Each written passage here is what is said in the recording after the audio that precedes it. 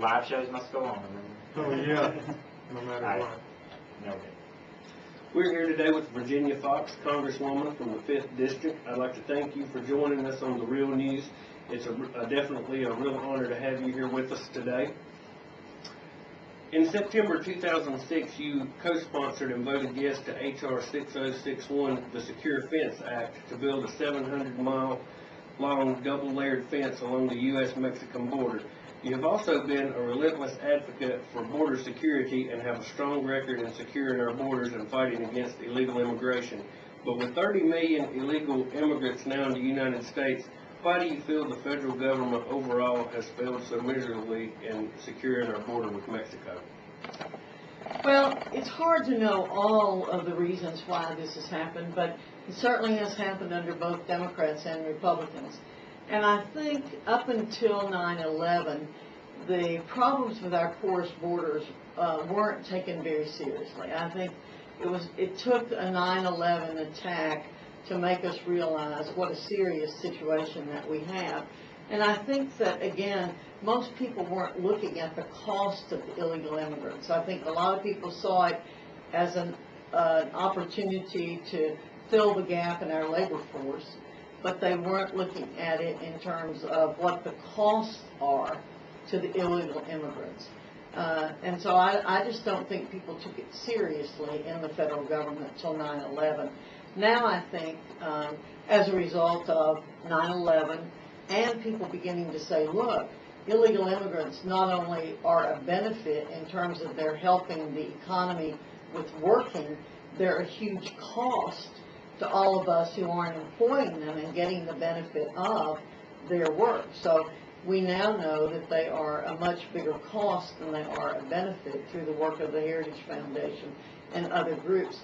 And I think the people really have put the pressure on the government to say, we need to do something about this.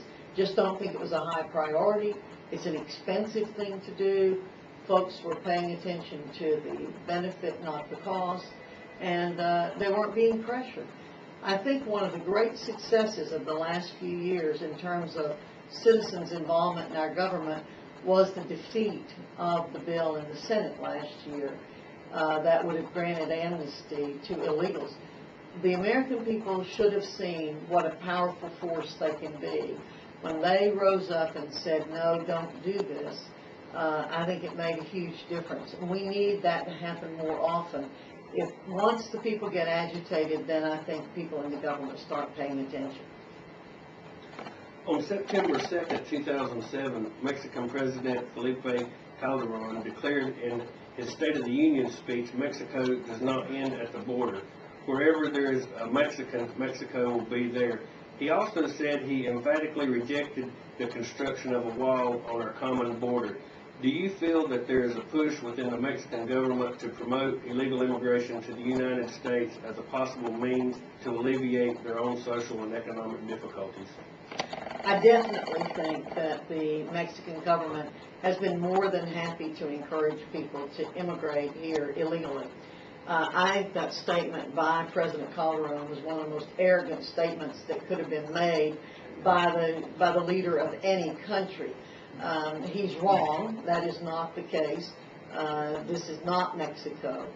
I tell people all the time, the country of Mexico has plenty of natural resources. It should be as successful a country as we are. There's no reason for it not to be, but I point out to people that the difference between this country and most other countries is in the fact that we have the rule of law here. I've been speaking a lot to school groups recently because being in the district during the week gives me that opportunity.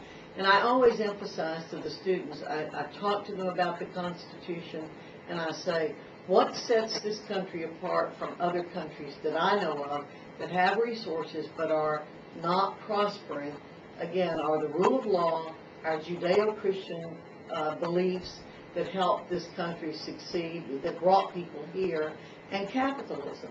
But you can't have the promotion of religious beliefs and capitalism without the rule of law. And what needs to happen in Mexico and South America, where they have nominal democracies, is for them to uphold the rule of law. Otherwise, they're never going to have successful countries. Last Friday, we interviewed former Comptroller General of the United States, David Walker, here on Real News Radio. Mr. Walker has been highly outspoken on the state of our nation's financial crisis and an advocate of fiscal responsibility. As Mr. Walker stated during our interview, and I quote, "We face a tsunami of spending headed to our shores," unquote, referring, of course, to Medicaid and Medicare benefits poised to surge with the retiring baby boomer generation. You and Mr. Walker obviously agree on this issue and are among a select few in Washington willing to address it, as you recently voted against a massive tax increase. Could you just please elaborate on our nation's financial condition, where we are headed? I will, and I'm sure David Walker had at his fingertips a lot more numbers than I have at mine. But first let me say that the tax increase that was in the Democratic budget that was passed last week is the largest tax increase in the history of this country, $683 billion, I believe. And what it would mean to the average North Carolinian would be an increase of $2,300 in taxes.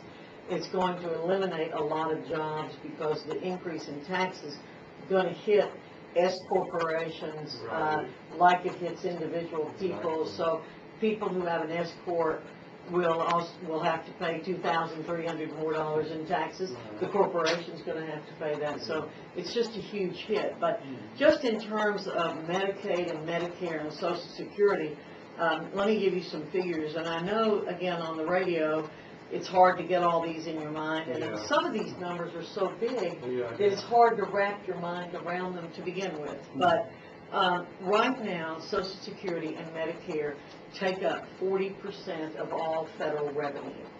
40% of that.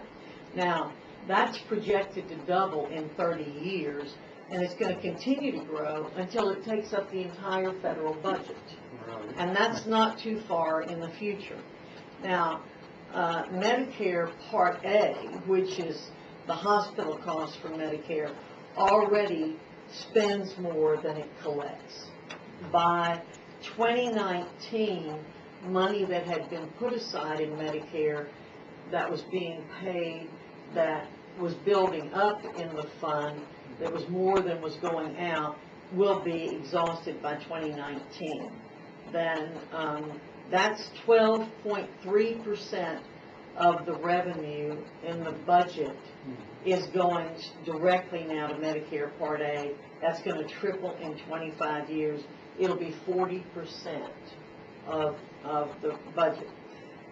Social Security, I do think that one of the positive things that's come out of these debates is that people do understand that Social Security is not going to be solvent in a very short period of time. By 2041, more money will be being paid out in Social Security than is coming in. So, and I think people understand there is no Social Security trust fund. What a lot of people might not understand, and I don't know if David Walker explained this to you, but when Social Security was created, it was created by Franklin Roosevelt to get income to help fund his programs that he was starting.